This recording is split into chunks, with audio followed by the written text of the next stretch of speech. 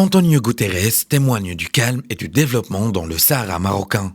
Dans un rapport soumis à l'Assemblée générale couvrant la période du 1er juillet 2019 au 31 août 2020, le secrétaire général des Nations Unies a mis en relief les investissements du Maroc dans ses provinces du Sud. Pour lui, l'essor économique que connaît le Sahara marocain est accompagné par le renforcement de la consécration juridique de la pleine souveraineté du Maroc sur ses provinces du Sud à travers l'adoption de 2 lois actualisant les limites des eaux territoriales du royaume. Et pareillement, le rapport mentionne les inaugurations historiques des consulats généraux par 10 pays africains dont les villes de Laayoune et Dakhla.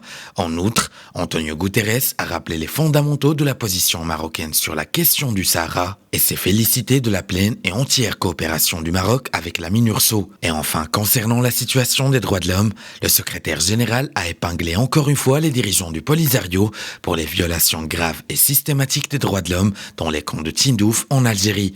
Dans ce sens, Antonio Guterres s'est insurgé contre le recours massif et à grande échelle par le Polisario au harcèlement, arrestation et mauvais traitement de blogueurs, de médecins et d'infirmières dans les camps de Tindouf. Une nouvelle vague de répression qui constitue, selon le secrétaire général des Nations Unies, un exemple récent des violations massives et continues par les séparatistes pour faire taire les voix des dissidents.